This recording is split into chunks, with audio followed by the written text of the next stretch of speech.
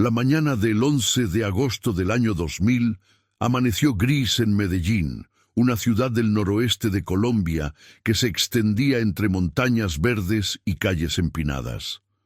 Mariana López tenía 26 años.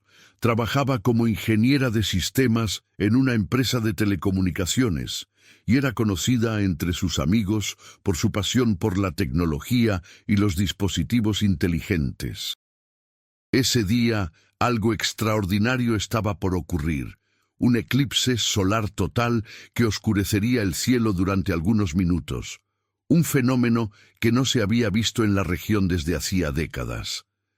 Mariana había esperado ese momento con entusiasmo, preparando su cámara y su nuevo smartwatch, un dispositivo que apenas comenzaba a comercializarse en el país y que ella había importado desde Estados Unidos. El reloj inteligente registraba sus pasos, su ritmo cardíaco y hasta sus patrones de sueño, y Mariana lo llevaba consigo a todas partes, orgullosa de ser una de las pocas personas en su círculo que poseía semejante tecnología. Antes de continuar con esta historia, me gustaría pedirte que te suscribas al canal si aún no lo has hecho, y déjanos un comentario diciéndonos desde dónde nos estás viendo. Tu apoyo es muy importante para nosotros. Esa mañana, Mariana salió de su apartamento en el barrio Laureles alrededor de las 9. Le dijo a su madre, Rosa López, que iba a subir al Cerro Nutibara para ver el eclipse desde una posición privilegiada. Rosa recuerda perfectamente esas últimas palabras. «Mamá, voy a capturar el momento más increíble de mi vida. No te preocupes, regreso antes del almuerzo». Mariana llevaba consigo su mochila con la cámara, una botella de agua, un sándwich y, por supuesto, su smartwatch, bien ajustado en la muñeca izquierda. Rosa le recomendó que llevara lentes especiales para ver el eclipse, pero Mariana le aseguró que ya los tenía guardados en la mochila. Se despidieron con un abrazo, sin imaginar que ese sería el último contacto físico entre madre e hija. El Cerro Nutibara era un punto turístico popular en Medellín, con una vista panorámica de toda la ciudad. Esa mañana, cientos de personas se habían congregado allí para presenciar el eclipse. Entre ellos estaban familias enteras, estudiantes universitarios, fotógrafos aficionados y curiosos que querían experimentar la sensación de ver el día convertirse en noche por unos minutos. Mariana llegó al cerro alrededor de las 10 de la mañana y encontró un lugar cerca de un mirador natural, desde donde podía ver el valle completo. Varios testigos la vieron instalarse con su cámara sobre un trípode, revisando los ajustes y tomando fotografías de prueba. Uno de esos testigos era Julián Arango, un estudiante de astronomía de la Universidad de Antioquia que también había subido para documentar el evento. Julián recuerda haberla visto allí, concentrada en su equipo. Era una mujer delgada, de cabello castaño largo, vestía jeans y una chaqueta azul claro. Parecía muy entusiasmada, sonreía mientras ajustaba su cámara. Recuerdo que miré su reloj porque me llamó la atención. No era común ver esos dispositivos en aquel entonces, contó Julián años después en una entrevista con los investigadores.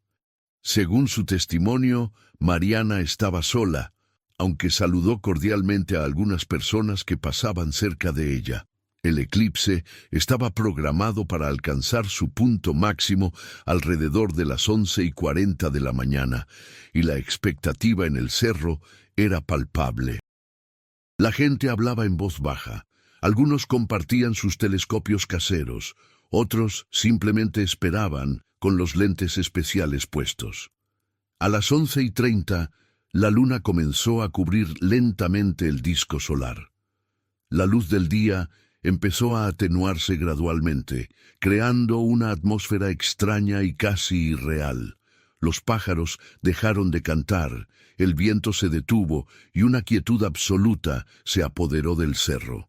Mariana estaba tomando fotografías sin parar, ajustando su cámara cada pocos segundos.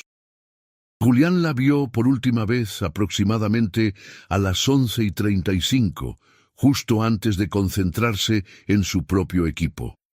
Para ese momento, la oscuridad era casi total. El cielo se había tornado en un azul profundo, casi negro, y las estrellas comenzaron a aparecer en pleno día. La temperatura bajó varios grados en cuestión de minutos, y algunas personas comenzaron a ponerse suéteres o chaquetas. El eclipse total duró exactamente 2 minutos y 30 segundos. Durante ese breve lapso, el mundo pareció detenerse. La corona solar brillaba alrededor de la silueta negra de la luna, creando un espectáculo visual que dejó a todos sin aliento. Hubo aplausos, exclamaciones de asombro, y algunos incluso lloraron de emoción. Cuando la luz comenzó a regresar gradualmente, la gente empezó a recoger sus cosas, comentando entre sí lo que acababan de presenciar. Julián guardó su telescopio y miró hacia donde había visto a Mariana por última vez. El trípode seguía allí, pero la cámara había desaparecido. Pensó que quizás había ido a otro punto del cerro para tomar más fotografías, así que no le dio mayor importancia en ese momento. Pasó el mediodía y Mariana no regresó a su casa. Rosa López comenzó a preocuparse alrededor de la 1 de la tarde, cuando intentó llamarla al celular y no obtuvo respuesta. En el año 2000, los teléfonos móviles no eran tan comunes como hoy en día, y el que tenía Mariana era un modelo básico que apenas servía para llamadas y mensajes de texto. Rosa llamó varias veces más durante la tarde, pero el teléfono de su hija parecía estar apagado o fuera del área de cobertura. A las 5 de la tarde, Rosa decidió llamar a algunos amigos de Mariana para preguntar si sabían algo de ella. Nadie la había visto ni hablado con ella desde la mañana. Preocupada, Rosa llamó a su hijo mayor, Carlos López, quien vivía en Bogotá, pero mantenía contacto cercano con su hermana. Carlos le dijo que intentaría comunicarse con algunos conocidos en Medellín, pero también comenzó a sentir una angustia creciente. A las 7 de la noche, cuando ya había oscurecido completamente, Rosa decidió llamar a la policía. Acudió a la estación más cercana acompañada de su vecina, Patricia Ruiz, y presentó un reporte de persona desaparecida. El oficial de turno, el sargento Hernán Mejía, tomó nota de todos los detalles: descripción física de Mariana, la ropa que llevaba puesta, el lugar donde había dicho que iba y la hora aproximada en que debía haber regresado. El sargento Mejía le explicó a Rosa que por protocolo debían esperar 24 horas antes de iniciar una búsqueda oficial, pero que dadas las circunstancias, una mujer joven que había ido sola a un lugar público, harían algunas llamadas esa misma noche a los hospitales cercanos para verificar si había sido atendida por algún accidente. Rosa regresó a su casa destrozada, sin poder conciliar el sueño. Toda la noche estuvo revisando las fotografías de Mariana que tenía en su álbum familiar, rezando para que su hija apareciera sana y salva. Al día siguiente, temprano en la mañana, Carlos llegó desde Bogotá en el primer vuelo disponible. Hermano y madre se dirigieron nuevamente a la estación de policía para presionar por el inicio de la búsqueda. Esta vez fueron atendidos por el capitán Jorge Salazar, un hombre de unos 40 años con experiencia en casos de personas desaparecidas. El capitán Salazar escuchó atentamente todos los detalles y decidió organizar un operativo de búsqueda en el Cerro Nutibara. A las 10 de la mañana del 12 de agosto, un equipo de 8 agentes de policía, junto con algunos voluntarios de rescate, comenzaron a peinar la zona. Rosa y Carlos los acompañaron, llevando fotografías recientes de Mariana para mostrarlas a las personas que encontraran en el camino. Durante las primeras horas, interrogaron a varias personas que habían estado en el cerro el día anterior. Fue así como dieron con Julián Arango, quien les contó que había visto a Mariana instalarse cerca del mirador principal. Julián los llevó al lugar exacto donde había visto a Mariana por última vez. Allí, entre la hierba, encontraron el trípode de la cámara parcialmente oculto detrás de unas rocas. Estaba doblado, como si alguien lo hubiera dejado caer con prisa. No había señales de la cámara ni de la mochila de Mariana. Los agentes acordonaron el área y comenzaron a buscar más evidencias. Durante la tarde, un perro de rastreo fue traído para intentar seguir el olor de Mariana a partir de una bufanda que Rosa había llevado de la casa. El perro olisqueó el trípode y comenzó a caminar hacia un sendero que se alejaba del mirador principal, adentrándose en una zona más boscosa del cerro. El sendero era estrecho y estaba rodeado de vegetación densa, con árboles altos que bloqueaban gran parte de la luz solar. El perro siguió el rastro durante aproximadamente 200 metros, hasta que se detuvo abruptamente junto a un árbol de ceiba. Allí, los investigadores encontraron la mochila de Mariana medio abierta y con algunos de sus contenidos esparcidos por el suelo. Estaban la botella de agua, vacía, el sándwich a medio comer envuelto en papel aluminio y los lentes para el eclipse. Sin embargo, la cámara no estaba. Tampoco había señales de lucha o violencia. El suelo estaba levemente removido, como si alguien hubiera caminado de un lado a otro varias veces, pero no había huellas claras debido a la sequedad del terreno. Rosa se arrodilló junto a la mochila y comenzó a llorar desconsoladamente, mientras Carlos intentaba consolarla abrazándola. El capitán Salazar ordenó expandir la búsqueda a un radio más amplio. Durante los siguientes 3 días, más de 50 personas, entre policías, bomberos, voluntarios y familiares, recorrieron cada rincón del Cerro Nutibara y sus alrededores. Revisaron quebradas, cuevas, zonas de difícil acceso, pero no encontraron ningún rastro adicional de Mariana. Los medios de comunicación locales comenzaron a cubrir la historia, y el caso de la ingeniera desaparecida durante el eclipse se convirtió en noticia de primera plana. Las especulaciones abundaban. Algunos decían que podía haber sufrido un accidente y caído por algún precipicio. Otros sugerían la posibilidad de un secuestro, y no faltaban quienes hablaban de teorías más oscuras relacionadas con el eclipse mismo. Fue entonces cuando Carlos recordó algo crucial: el smartwatch de su hermana. Mariana le había mostrado el dispositivo con entusiasmo unas semanas antes, explicándole que guardaba todos los datos de su actividad física en una memoria interna que podía descargarse a una computadora. Carlos mencionó esto al capitán Salazar, quien inmediatamente vio el potencial de esa información. El problema era que necesitaban el reloj para acceder a los datos, y Mariana lo llevaba puesto cuando desapareció. Sin embargo, Carlos recordaba que Mariana sincronizaba regularmente el dispositivo con su computadora portátil en casa. Rosa y Carlos regresaron al apartamento de Mariana y encontraron la laptop en su escritorio, junto con el cable de sincronización del smartwatch. Carlos, que también trabajaba en el sector tecnológico, encendió la computadora e instaló el software necesario para acceder a los archivos de respaldo del reloj.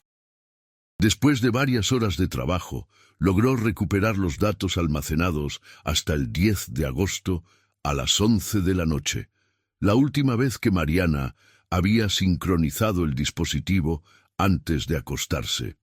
Sin embargo, el verdadero hallazgo vendría después.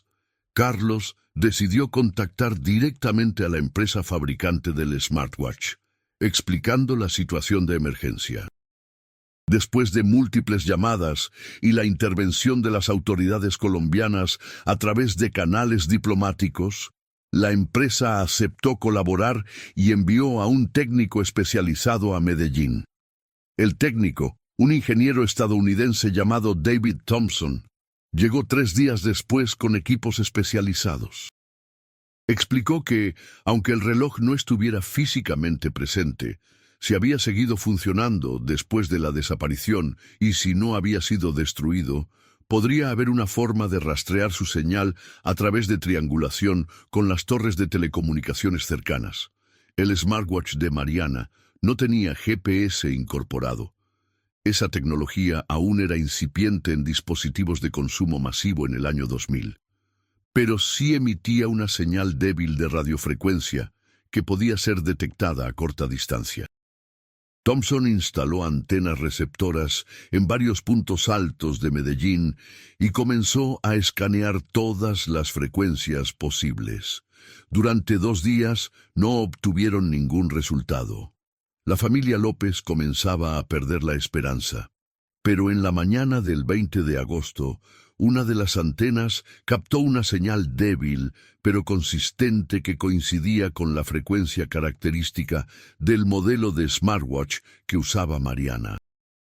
La señal provenía de una zona boscosa al este del Cerro Nutibara, en un área conocida como la Loma de los González, un terreno privado que pertenecía a una familia adinerada de la ciudad. El capitán Salazar solicitó inmediatamente una orden judicial para ingresar a la propiedad y realizar una búsqueda exhaustiva. Al día siguiente, un equipo conformado por policías, Thompson con su equipo de rastreo y algunos miembros de la familia López, ingresó a la Loma de los González.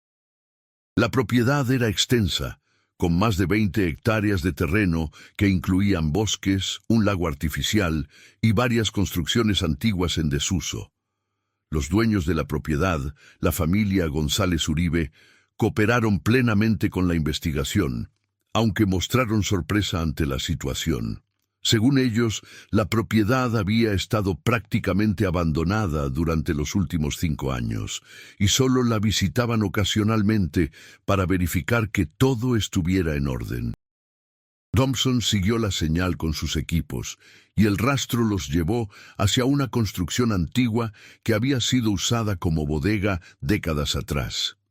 La bodega era un edificio de 2 pisos con paredes de ladrillo y techo de tejas, parcialmente cubierto por enredaderas y vegetación que había crecido sin control. Las ventanas estaban rotas y la puerta principal colgaba de una sola bisagra. Thompson indicó que la señal provenía del interior. Los agentes entraron con cautela, iluminando el lugar con linternas potentes. El interior estaba lleno de muebles viejos, cajas polvorientas y herramientas oxidadas. El aire olía a humedad y madera podrida. Siguieron la señal hasta el 2.º piso, subiendo por unas escaleras de madera que crujían peligrosamente bajo su peso. En una habitación pequeña al final del pasillo encontraron lo que buscaban. Sobre una mesa desvencijada estaba el smartwatch de Mariana, todavía funcionando, aunque con la batería casi agotada. El descubrimiento del reloj fue agridulce. Por un lado, confirmaba que Mariana había estado en ese lugar, pero por otro, su ausencia física generaba aún más preguntas. Los investigadores revisaron minuciosamente toda la habitación. Encontraron más objetos que pertenecían a Mariana. Su cámara fotográfica, colocada cuidadosamente dentro de su estuche protector, y algunas de sus pertenencias personales, como su identificación, su billetera con algo de dinero y tarjetas, y un collar que Rosa reconoció inmediatamente como un regalo que le había dado a su hija en su último cumpleaños. Sin embargo, no había rastro de Mariana misma, ni señales evidentes de violencia o lucha. Era como si hubiera dejado todo ordenadamente y hubiera desaparecido en el aire. Thompson descargó los datos del smartwatch allí mismo, conectándolo a su computadora portátil. Lo que encontraron dejó a todos atónitos. Según el registro de pasos del dispositivo, Mariana había caminado desde el Cerro Nutibara hasta la Loma de los González durante el eclipse, un trayecto de aproximadamente 3 kilómetros que le había tomado alrededor de 45 minutos. Pero lo más desconcertante era que el reloj había registrado actividad continua durante los días siguientes a su desaparición. Mostraba patrones de pasos diarios, periodos de descanso durante las noches e incluso variaciones en el ritmo cardíaco que indicaban momentos de calma y momentos de actividad física intensa. El último registro de actividad databa del 18 de agosto a las 3 de la tarde, solo 2 días antes de que encontraran el reloj. Este descubrimiento planteaba una pregunta aterradora. ¿Dónde había estado Mariana durante esos 8 días después de su desaparición? ¿Por qué había caminado hasta ese lugar alejado durante el eclipse? ¿Y qué le había sucedido finalmente? El capitán Salazar ordenó ampliar la búsqueda a toda la propiedad de la Loma de los González. Trajeron más perros de rastreo, equipos de excavación y hasta un helicóptero con cámaras térmicas para sobrevolar la zona. Durante los siguientes 5 días, literalmente dieron vuelta a cada piedra, revisaron cada construcción abandonada, drenaron parcialmente el lago artificial y exploraron cada rincón del bosque. No encontraron nada. La familia López estaba devastada, pero se negaba a darse por vencida. Carlos contrató a un investigador privado, Miguel Ángel Restrepo, un exdetective de la Policía Judicial con décadas de experiencia en casos complejos. Restrepo comenzó a trabajar paralelamente a la investigación oficial, entrevistando nuevamente a todos los testigos y revisando cada detalle del caso. Fue él quien notó algo peculiar en los datos del smartwatch. Durante los días posteriores a la desaparición, el dispositivo había registrado un patrón de movimiento muy específico. Cada mañana, alrededor de las 6, había un pico de actividad que duraba aproximadamente 2 horas. Luego, el dispositivo registraba muy poco movimiento hasta la tarde, cuando había otro período de actividad menor. Durante las noches, el reloj registraba períodos de inactividad consistentes con el sueño. Restrepo interpretó estos patrones como indicios de que Mariana había estado realizando algún tipo de rutina diaria. Quizás estaba siendo retenida en algún lugar cercano y era obligada a realizar trabajos o tareas específicas. O tal vez, en un escenario más optimista, había sufrido algún tipo de desorientación o amnesia y estaba sobreviviendo por su cuenta en algún lugar remoto. Para verificar esta teoría, Restrepo solicitó acceso a los registros de las torres de telecomunicaciones de la zona. Aunque el smartwatch no tenía capacidad de realizar llamadas, sí emitía señales que podían ser captadas por las torres cercanas en determinadas circunstancias. Después de semanas de trámites burocráticos, logró obtener los registros. El análisis de los registros reveló algo sorprendente. Durante los días posteriores a la desaparición, se habían detectado señales intermitentes provenientes de la zona de la Loma de los González, pero también de un área más al este, en las faldas de una montaña conocida como el Alto del Romeral.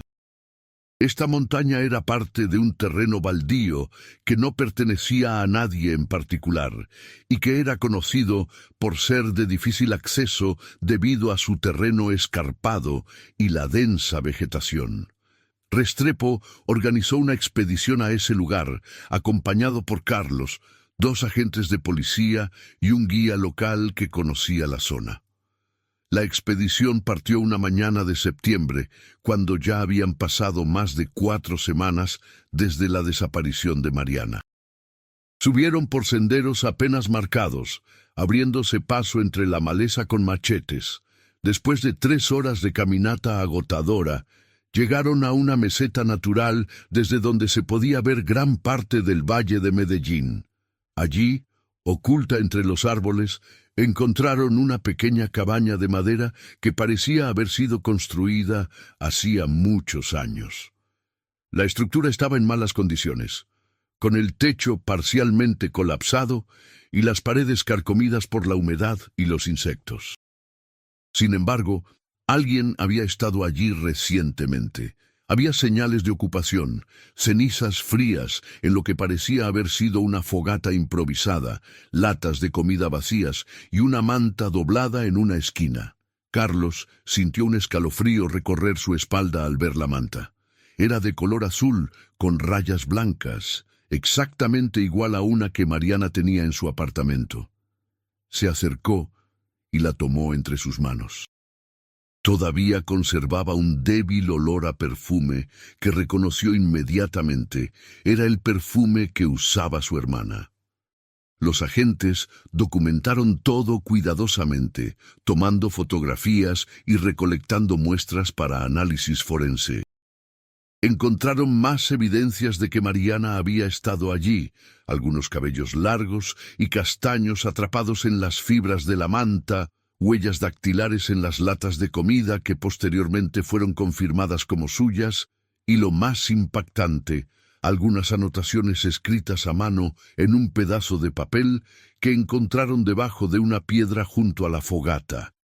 Las anotaciones eran breves y crípticas, escritas con la letra de Mariana que Rosa reconoció de inmediato. Decían, día 5. No puedo recordar cómo llegué aquí. Todo está borroso después del eclipse. Me duele la cabeza constantemente. Día 7. Intenté bajar hoy, pero me perdí. Regresé antes del anochecer. Día 9. Escuché voces, pero no sé si son reales. La batería del reloj está baja. Debo encontrar ayuda pronto. Las fechas correspondían exactamente con los días registrados en el smartwatch. Era evidente que Mariana había estado consciente, al menos durante algunos días después de su desaparición, pero que había experimentado algún tipo de confusión o desorientación que le impedía regresar a la ciudad. El descubrimiento de estas notas cambió completamente el rumbo de la investigación.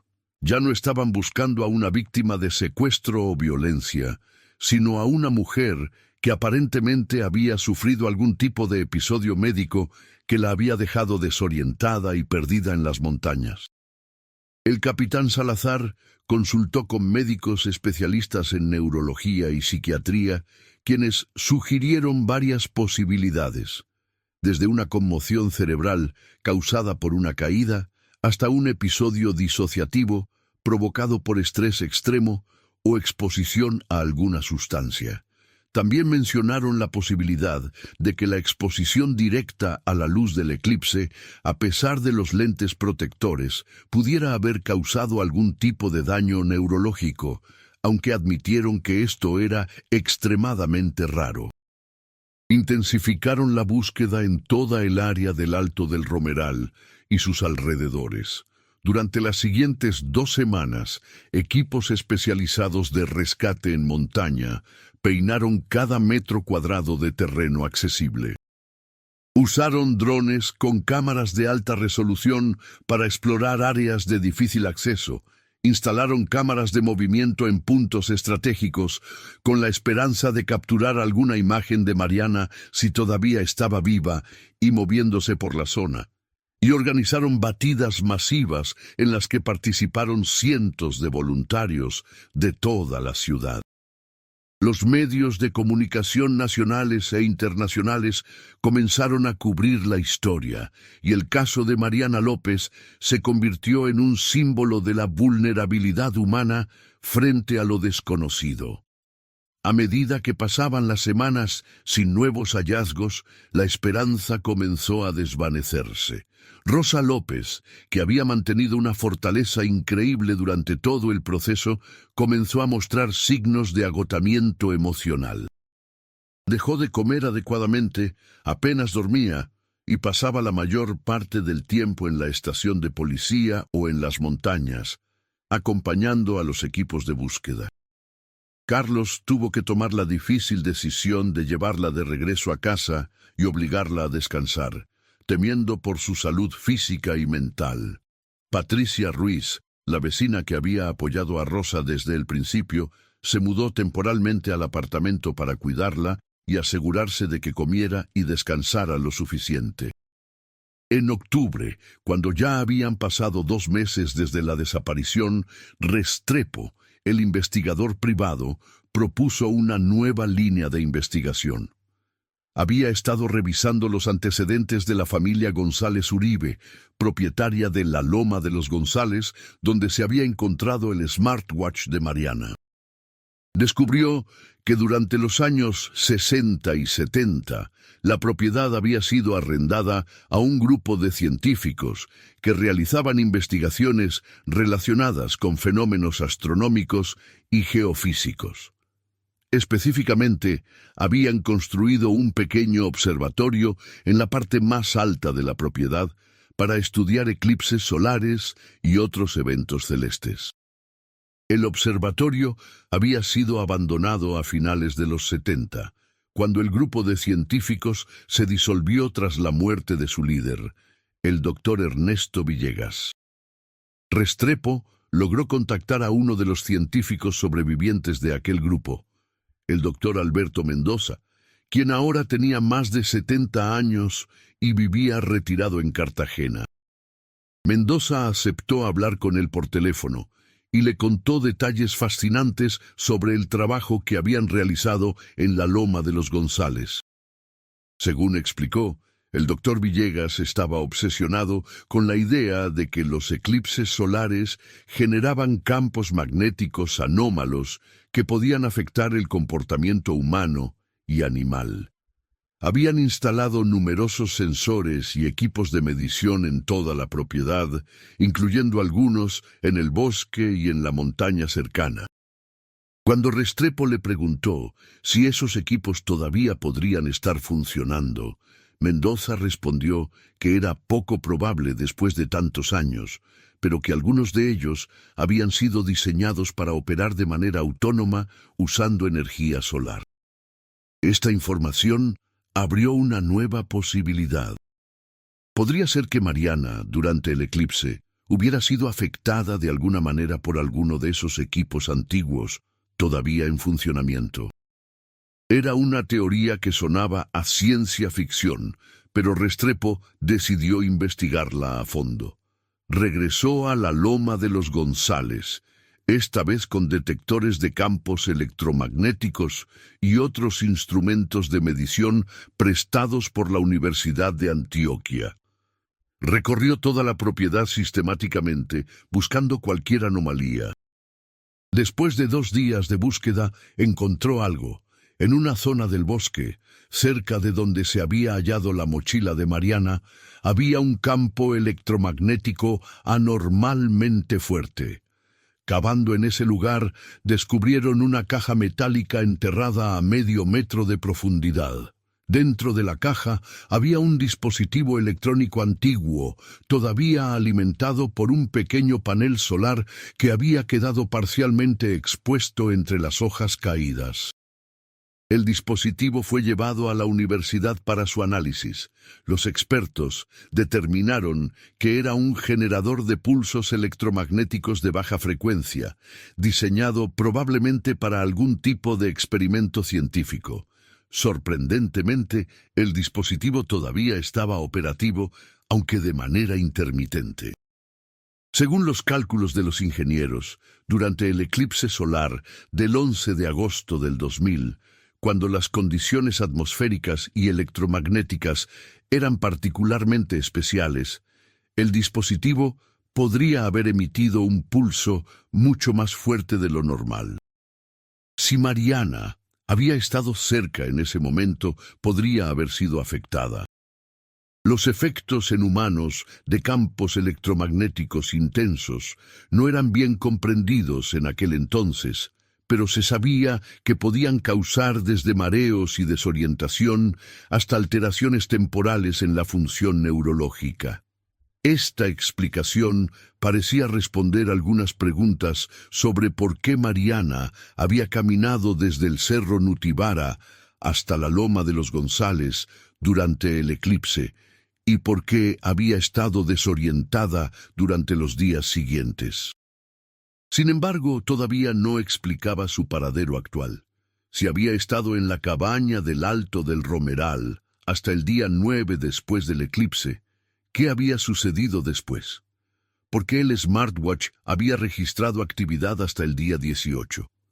¿Había dejado el reloj en la bodega de la Loma de los González intencionalmente o alguien más lo había colocado allí? En noviembre, 3 meses después de la desaparición, un cazador que recorría ilegalmente el área protegida al norte del Alto del Romeral encontró algo que cambiaría todo. A orillas de una pequeña quebrada, medio oculta entre rocas y vegetación, encontró una chaqueta azul claro que parecía haber estado allí durante semanas. El cazador, un hombre llamado Roberto Arias, reconoció la chaqueta de las fotografías que todavía circulaban en los medios de comunicación. Inmediatamente llamó a las autoridades. Cuando los investigadores llegaron al lugar, confirmaron que era la chaqueta de Mariana. Estaba mojada, manchada de barro y parcialmente desgarrada. En uno de los bolsillos encontraron una nota escrita a mano, con letra temblorosa que apenas era legible. Si alguien encuentra esto, díganle a mi mamá que lo siento. No pude encontrar el camino de regreso. El agua está muy fría. Traté de seguir la quebrada hacia abajo, pero estoy muy cansada. No creo que pueda continuar. La nota no tenía fecha, pero el estado de la chaqueta y el papel sugería que había sido escrita varios días o incluso semanas atrás. El hallazgo motivó una búsqueda intensiva de toda el área cercana a la quebrada. Durante 3 días, equipos de rescate en agua recorrieron el curso de la quebrada río abajo, revisando cada remanso, cada formación rocosa, cada lugar donde un cuerpo pudiera haber quedado atrapado. Al 4.º día, encontraron a Mariana. Estaba en una pequeña cueva natural, formada por rocas grandes, al lado de la quebrada, aproximadamente 2 kilómetros río abajo de donde se había encontrado la chaqueta. Estaba acurrucada en posición fetal, vestida solo con su ropa interior y una camiseta, aparentemente buscando refugio del frío de las noches de montaña. Mariana López estaba viva, pero apenas. Estaba severamente deshidratada, desnutrida y en estado de hipotermia. Su piel estaba pálida y fría al tacto, su pulso era débil y su respiración superficial. Los paramédicos que la atendieron en el lugar dijeron que probablemente llevaba en ese estado varios días, entrando y saliendo de la conciencia. Fue trasladada de emergencia en helicóptero al Hospital Universitario San Vicente Fundación en Medellín. Rosa y Carlos llegaron al hospital apenas 1 hora después de recibir la noticia que habían esperado durante casi 4 meses. Ver a Mariana en esa cama de hospital, conectada a múltiples máquinas y dispositivos médicos, fue simultáneamente el momento más feliz y más angustiante de sus vidas. Los médicos trabajaron durante días para estabilizar su condición. Mariana había perdido más de 15 kilogramos de peso, tenía múltiples infecciones, deshidratación severa y signos de daño renal por la prolongada exposición y falta de cuidado. Pero lo más preocupante eran sus síntomas neurológicos. Incluso después de recuperar la conciencia, Mariana no podía recordar prácticamente nada de lo que había sucedido durante esos casi 4 meses. Recordaba haber subido al Cerro Nutibara para ver el eclipse. Recordaba la oscuridad durante el eclipse. Y luego, nada. Su siguiente recuerdo claro era despertar en el hospital rodeada de extraños con batas blancas. Los neurólogos que la examinaron diagnosticaron amnesia postraumática, probablemente causada por una combinación de factores: la posible exposición al campo electromagnético del dispositivo durante el eclipse, el trauma físico y emocional de estar perdida y sola durante meses, y la desnutrición y deshidratación severas que había experimentado. Le explicaron a la familia que algunos recuerdos podrían regresar con el tiempo, pero que también era posible que gran parte de ese período permaneciera como un vacío permanente en su memoria. Lo importante, enfatizaron, era que estaba viva y que con tiempo y rehabilitación podría recuperar una calidad de vida normal.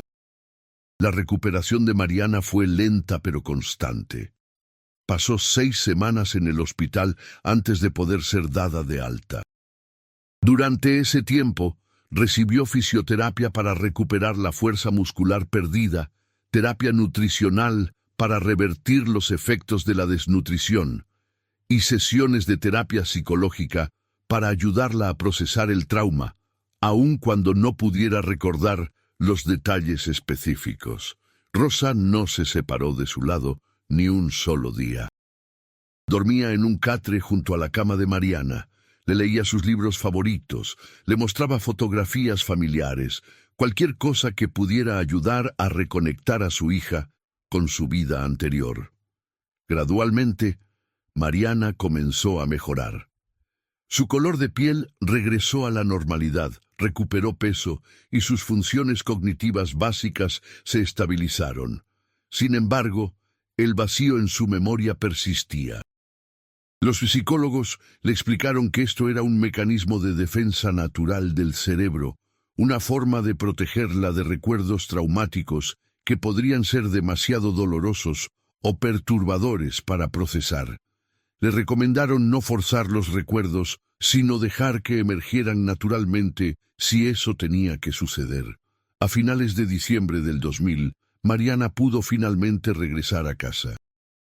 La noticia de su rescate había sido ampliamente cubierta por los medios y se había convertido en un símbolo de esperanza y perseverancia. Sin embargo, Mariana prefería mantener un perfil bajo. Le resultaba difícil lidiar con la atención pública y las constantes preguntas sobre lo que había sucedido.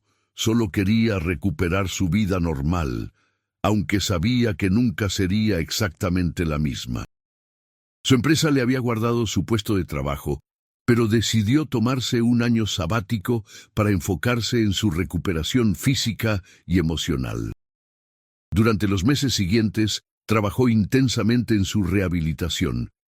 Asistía a terapia 3 veces por semana, hacía ejercicio regular para recuperar su condición física y lentamente comenzó a reconectar con amigos y familiares. Hubo momentos difíciles, especialmente cuando veía fotografías o videos del eclipse solar que había estado tan emocionada por presenciar. Le generaba una ansiedad inexplicable, una sensación de inquietud que no podía comprender racionalmente. Sus terapeutas le explicaron que incluso sin recuerdos conscientes, su cerebro podía haber almacenado asociaciones emocionales con ciertos estímulos relacionados con el trauma. En mayo del 2001, casi 9 meses después del incidente, Mariana tuvo su primer destello de memoria recuperada.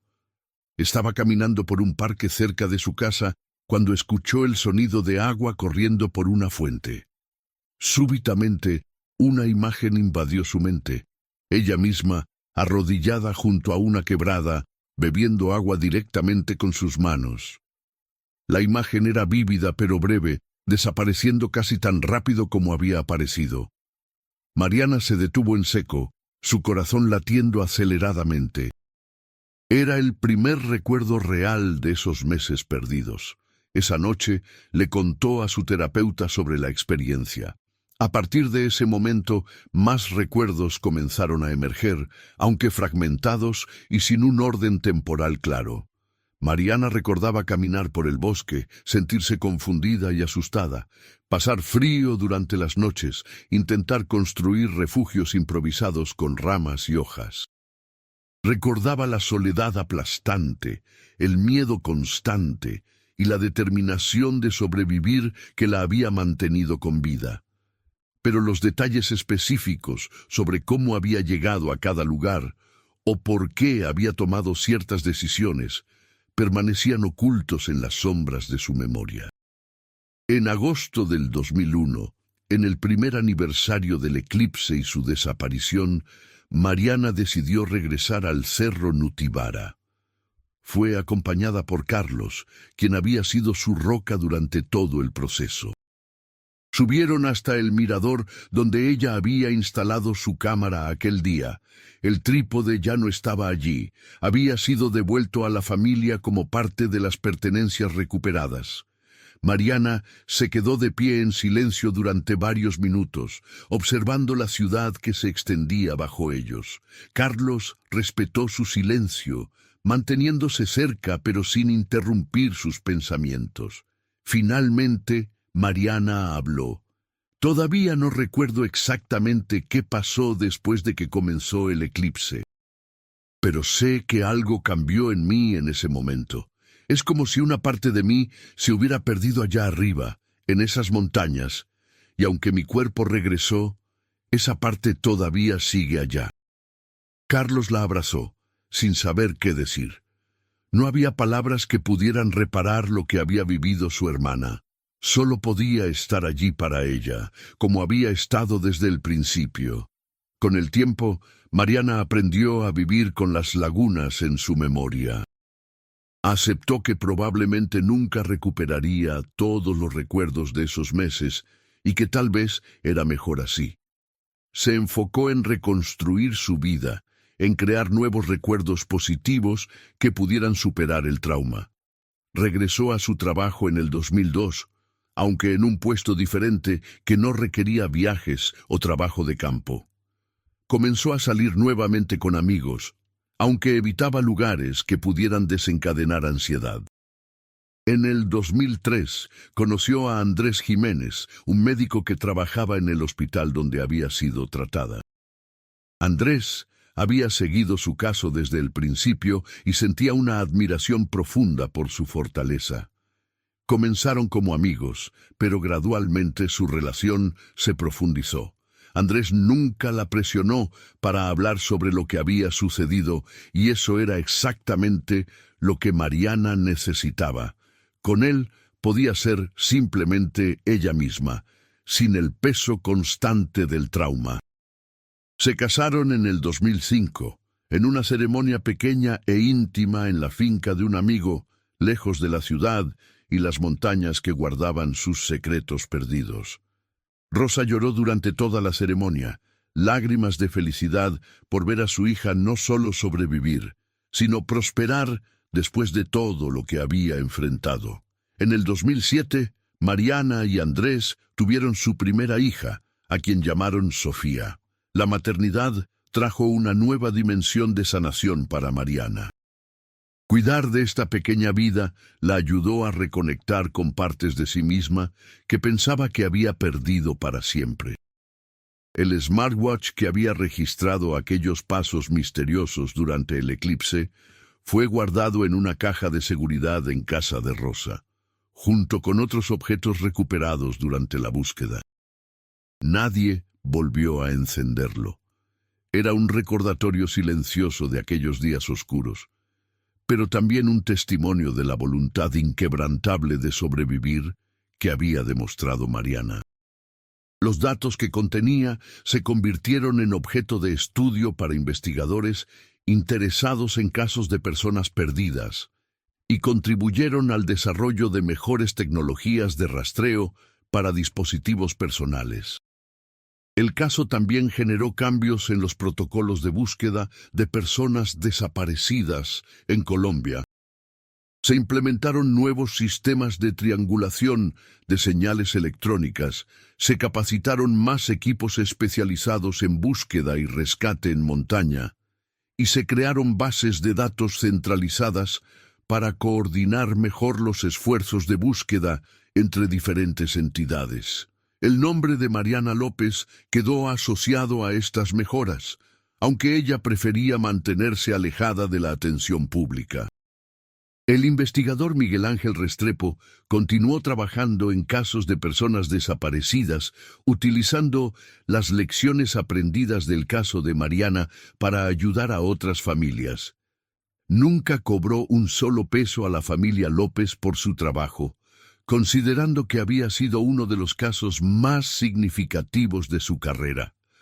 El capitán Jorge Salazar también siguió en contacto con la familia, visitándolos ocasionalmente para verificar que todo estuviera bien.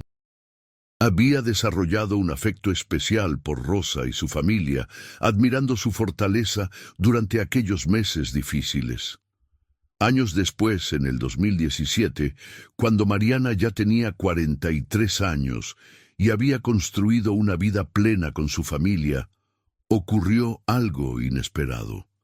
Estaba trabajando en su computadora en casa cuando recibió un correo electrónico de David Thompson, el ingeniero estadounidense que había ayudado a rastrear su smartwatch en el 2000.